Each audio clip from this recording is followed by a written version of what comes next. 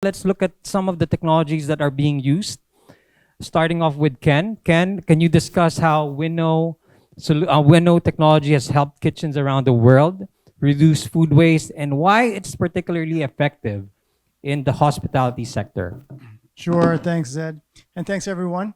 Food waste really is a huge question. And, talk about consumers, what they throw away. We focus primarily where we think that the biggest amount of waste is, which is actually in the production kitchens, the commercial kitchens. So there's this is where I would like to focus my response. And then even within commercial kitchens, anybody that's been in F&B, like my colleagues, will know that it's crazy, busy environment. So for technology to make an impact, I'll break it into three. If you cannot manage, well, Peter Drucker said, if you can't manage anything, if you can't measure something, you can't manage it, right? So really the focus of what AI brings is measurement. So number one, AI can help things be frictionless so that the kitchen just runs like normal. You just throw things away like normal and the AI is just having a view and capturing. The second part I would say is accuracy. So of course, if we're not capturing all the waste, if some of the waste is being thrown in different places, or if we're not seeing where it's going, or if we don't have full visibility. So AI can help because AI really can allow through our camera technology. It's kind of like Tesla. It's like overall vision. You see everything. You capture 100% of the waste. That's the second part. And the last one I would say is the most important is insights. So the technology has to give insights and actionable suggestions. Otherwise, the team will not be able to make any changes. When we select our items, we look at how they are extracted from the environment. Okay, so the impact from extraction, and then we look at also the impact when you dispose of them, right? So there's already technology that's what do you call it? Parang like material sciences that's been able to provide us with these new materials that are easier to dispose of. So unlike regular plastic that's petroleum, this is what you call PLA, it's polylactic acid, and it's plastic derived from corn. Okay. Since all of our items are compostable, it becomes easier. You can throw them with the food, actually, and it goes into the compost bin. All right. So as far as technology in materials is concerned, that's one. On the other end would be how do you actually dispose of them? And there are several options, several technologies available. As a global leader in distilled spirits, our products are predominantly alcohol, liquid, and then the bottle for packaging. So we have three big commitments as part of our ESG program, which we call the Society 2030 Spirit of Progress. So the first pillar is responsible drinking consumer education. The second is championing inclusion and diversity. But the third pillar is on grain to glass sustainability. And that would include a commitment to reduce the impact on carbon or net zero waste. In the Philippines, I can go into a lot of details in terms of what the global programs are. But in the Philippines, Diageo is the first out of the international spirits companies and importers to have piloted a glass collection initiative, glass collection and recycling initiative. In everything we do now, it should be data-driven, right? It's very hard to do something without technology, without the data. Then the question is, why do you do it? How do we engage consumers? Through the on-trade, right?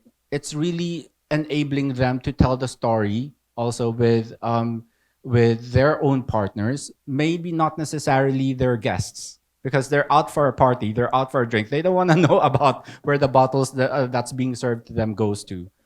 But a lot is on the post-consumer household collection.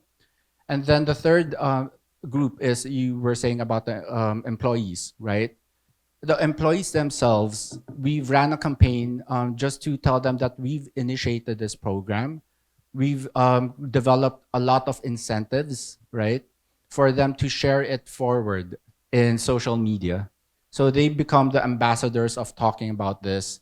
This kind of a program is not only anticipating that there's gonna be eventually a law, an ERP law, that not only covers plastic but also covers glass and other formats, but it's also to address counterfeits and illicit trade in the market, right? Because these grassroots backyard industry, they can just get it from the collection facilities and do their own format and then sell it.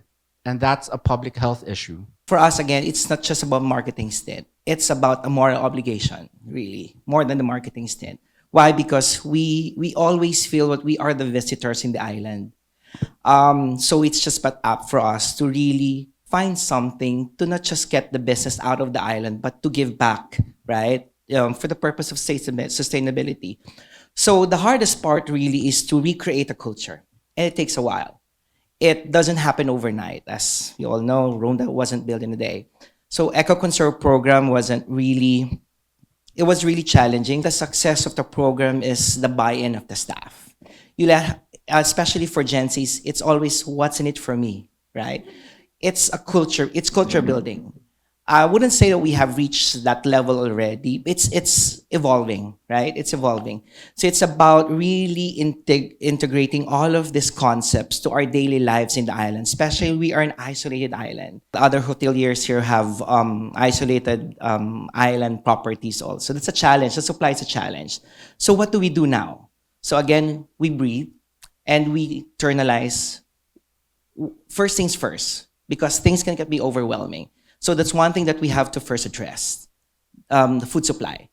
So fortunately, during the time, the management gave us a mandate, okay, find a small place where you can grow vegetables. It wasn't organic. It was just a mandate to find a place where you can grow your own vegetables.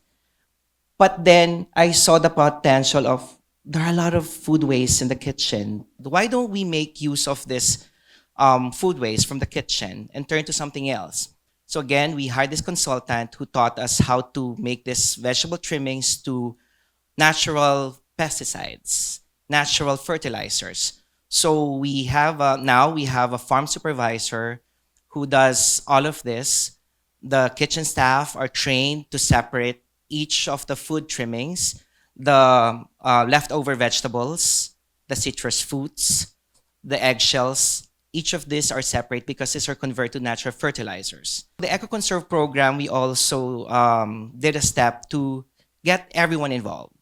So we have committees. We have the garbage management. So they're the ones who are responsible for making sure that all data are collected as to the food waste and solid waste going out of the island. We have sea guardians because we are located in the UNESCO biosphere.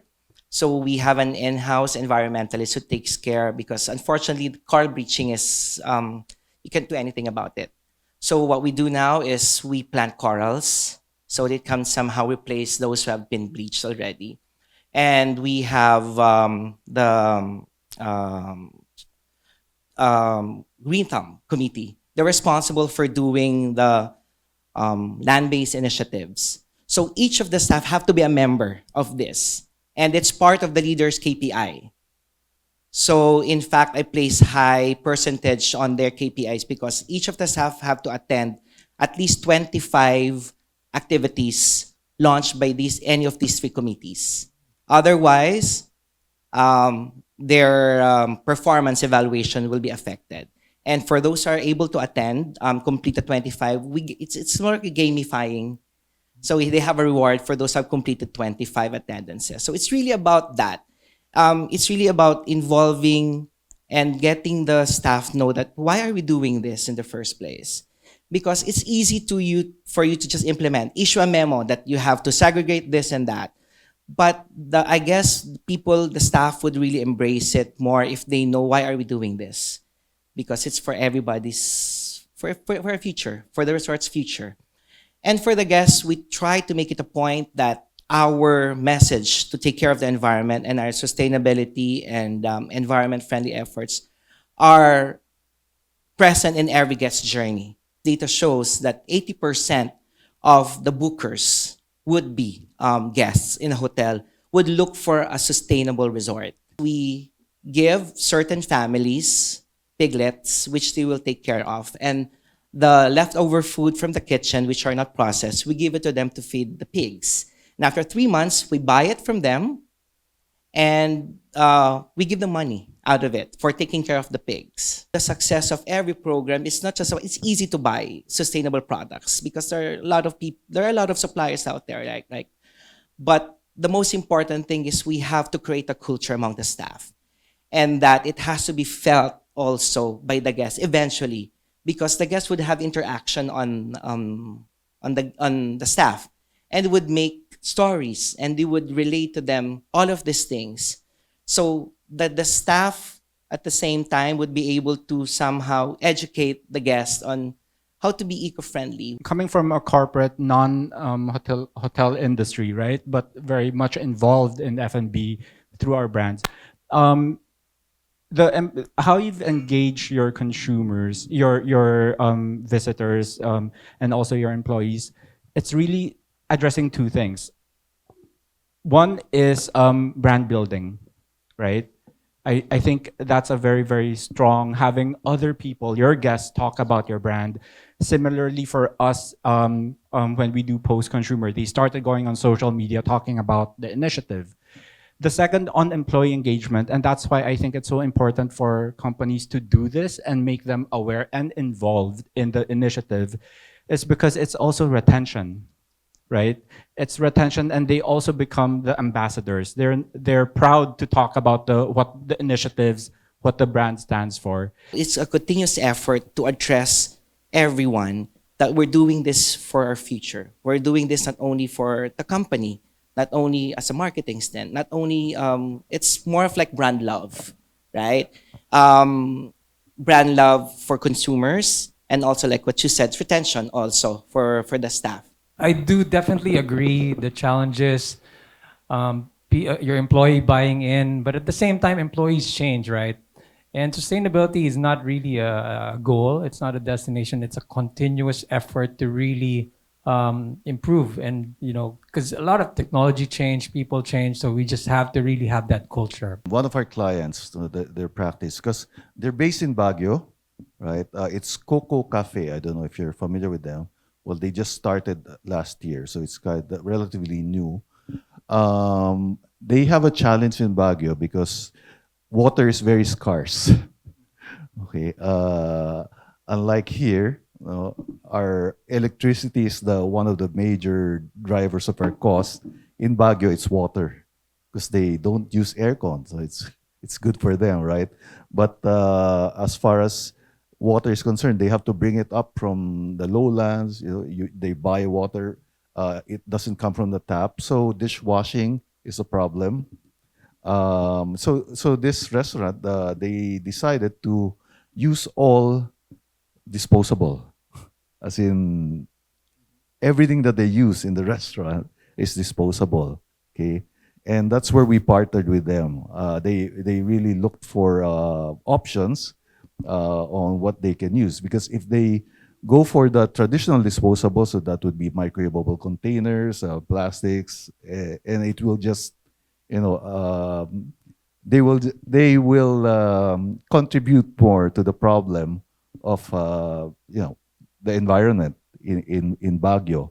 But Baguio also has that a strong drive for sustainability, so that was their challenge.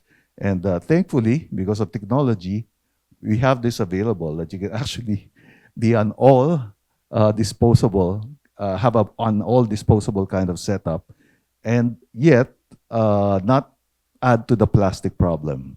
Actually, speaking of the APR law, well, maybe I can, like taking from what you just said, that you're eliminating plastic in your facility. The APR law is about, right now, it's all about plastic, but eventually it will go to paper, glass, and all these things. And at the end of the day, it's really where your waste go. So where does your glass go? Do you have a glass recycling in your area? So plastic is not really like the main culprit here. In fact, it can, in a way, be very efficient, very lightweight, and the problem is really collecting it and making sure it ends up in the right place. We originally didn't think that we're going to be covered by the EPR law. And then we suddenly said, oh, wait a minute, I think we need to be part of it. And we started doing it. We started working with the government, DNR, to submit our plans as well. It's better to be at the front foot, to be seen as leading the initiative, for example, for us in glass collection and recycling, so that we become partner in the development of the EPR law, rather than being at the back foot and complying and then just raising issues with the government when it's already there, passed, and is a law. Is there an opportunity for media and the industry to actually really help educate consumers? So I think that's actually the way to go, right? Education now is in social media even, and that's very, very important. If I can share, like even with farms, we definitely need media. We can't just be talking everywhere, and it's very tiring. So we need to encourage or nurture that kind of partnership. And sustainability is really a collaboration effort. It has to be holistic, from the industries to the consumer, even the government. Everyone needs to be involved. So yeah, I definitely agree. The opportunity is there. And with the APR law, everything is going to be incentivized. So anyone involved in these efforts, whether you're collecting, it takes a lot, collecting, transporting, and processing, and even educating, that has a certain kind of incentive, should be. So yes, I think there's an opportunity there, and with the APR law, it can also incentivize partnerships. And now I'd like to thank everyone, our valuable panelists here, and of course you guys for being here in this very important discussion.